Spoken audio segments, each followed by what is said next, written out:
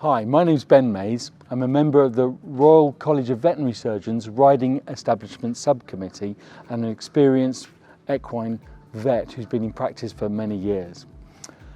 The Royal College manage a list of 150 inspectors like me who inspect riding establishments.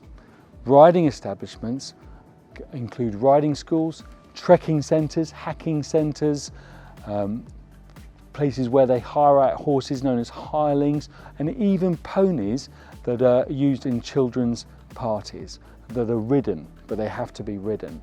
Also polo clubs and any establishment where horses are hired out for the use by members of the general public. To operate as one of these establishments, you have to have a licence issued by the local authority.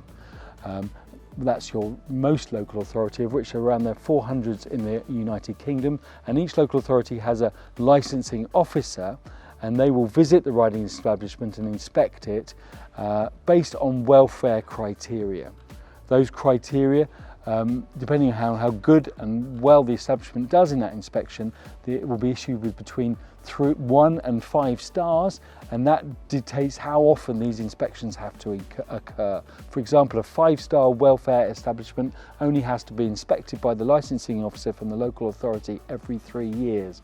But to comply with that license, vets like myself and those on this list, experienced equine vets, have to inspect the horses that are ridden at that establishment every year. What does that inspection entail? It includes looking at the horse's eyes with an ophthalmoscope and other tools in a darkened box or any dark area. Examining the horse all over, feeling its legs, looking at its feet, examining its back and seeing it trot up and down to make sure it is sound, and also listening to its heart and lungs with a stethoscope. So although it is only inspection, it is quite detailed and veterinary orientated. Vets are guardians of the animal welfare, and it's enshrined within their oath which they take on graduation, animal welfare, and because of their levels of education they are best suited for this inspection, which is why it is an annual thing that's so important in the licensing procedure. Licensing establishments are in England, Scotland and Wales.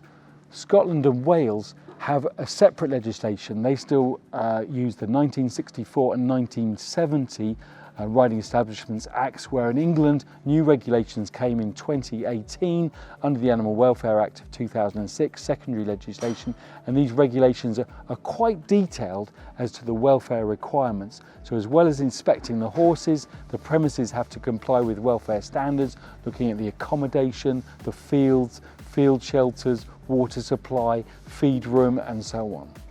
The horse inspection also includes inspecting the tack for each individual horse to make sure it fits and is suitable for the use of the animal. So these vets have to be trained, and as well as being engaged in looking after horses on a day-to-day basis, and the Royal College runs courses every 5 years, and the vets that are on the inspectorate have to attend this course every 5 years to make sure they're complying and up to date with what's in the regulations and what the local authorities are saying. And as guardians of animal welfare and working within the equine industry and being jobbing vets in horse establishments, they do know what's going on at the coalface, and that's really important to us, the Royal College, and to the riding establishments. We liaise regularly with the BHS, the British Horse Society, who approve riding establishments, and the Association of British Riding Schools, who riding establishments are members of, to help with these sort of things, and insurance and business programs and coaching and so on. So these two organisations are key. Other organisations as well in polo and so on, and we're happy to liaise with them and also with the local authorities if there are disputes and concerns within the inspection, because ultimately the regulations and the acts are about animal welfare.